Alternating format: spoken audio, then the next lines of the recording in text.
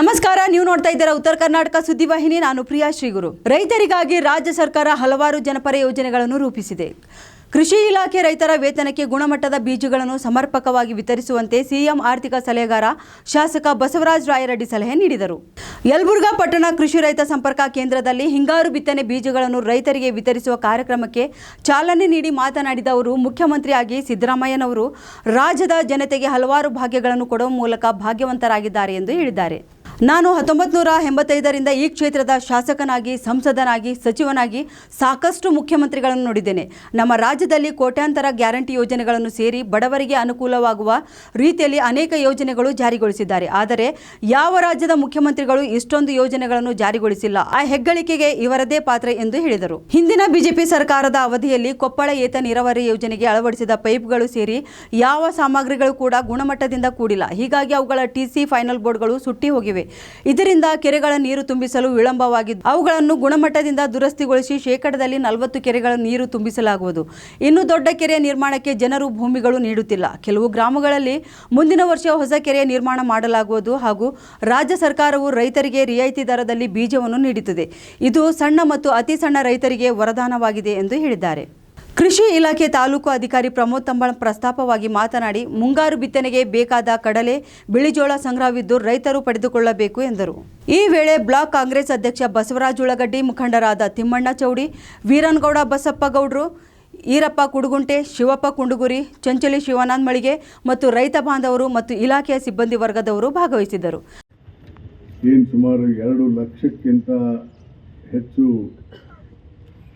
ಎಕರೆ ಭೂಮಿ ಮುಂಬರುವಂಥ ಇದು ಹಿಂಗಾರಿಗೆ ಕೊಡ್ತಾ ಇರೋದು. ಮುಂದಿನ ಹಿಂಗಾರು ಅವಧಿಗೆ ಬಿತ್ತನೆ ಆಗಬೇಕಾಗಿದೆ. ಸುಮಾರು 65,000 ಕುಟುಂಬಗಳು ಇವತ್ತು ಕೃಷಿ ಅವಲಂಬಿತವಾಗಿ ನಮ್ಮ ವಿಧಾನಸಭಾ ಕ್ಷೇತ್ರದಲ್ಲಿದ್ದಾರೆ.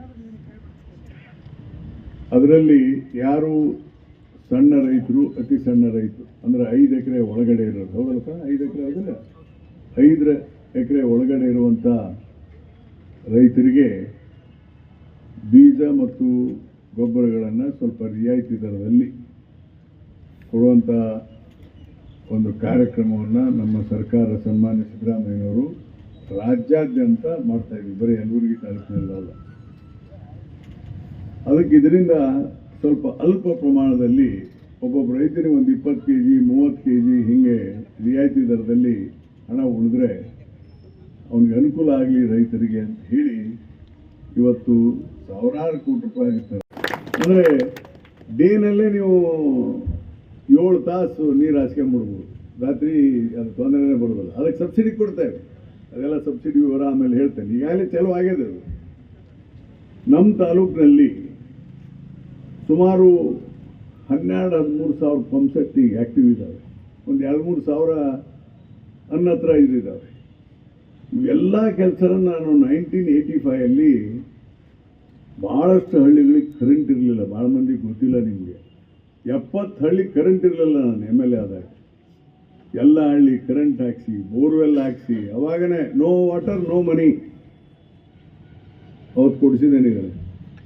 ಕಾಲ ಮರ್ತು ಬಿಡ್ತಾರೆ ಜನ. ತಪ್ಪಲ್ಲ ಪಾಪ, ನಿನ್ನೆ ಮಾಡಿದ ಕೆಲಸ ಇವತ್ತು ಮಾಡಿರ್ತಾರೆ. ಈಗ 35-40 ವರ್ಷದಿಂದ ಮಾಡಿದ್ದು ಯಾರು ನೆನ್ಪಿಟ್ಟಿರ್ತಾರೆ? ಅವ್ರು ಮಾಡಿದ್ರೆ ಸತ್ತೋಗಿರ್ತಾರೆ ಪಾಪ, ವಯಸ್ಸಾಗಿ. ಅವೆಲ್ಲ ಕೆಲಸ ಮಾಡಿಸಿದ್ದೇನೆ. ಎಷ್ಟೆಷ್ಟು ಕಂಬ, 15, 20, 30 ಕಂಬ ಇದ್ದದ್ದು, ಕಂಬ ವೈರ್ ಫ್ರೀ ಅವಾಗ ಹ್ಯಾಕ್ಸ್ ಮಾಡಿಕೊಟ್ಟಿದೆ. ಅದರಿಂದ ಇವತ್ತು ಬಹಳ ಜನ ಸುಮಾರು 10,000ಕ್ಕಿಂತ ಹೆಚ್ಚು ಪಂಪ್ ಸೆಟ್ ಮಾಡಿಕೊಟ್ಟಿದ್ದಾರೆ. ನಿರಂತರ ಸುದ್ದಿಗಾಗಿ ನೋಡ್ತಾ ಇರಿ ಉತ್ತರ ಕರ್ನಾಟಕ ಸುದ್ದಿವಾಹಿನಿ.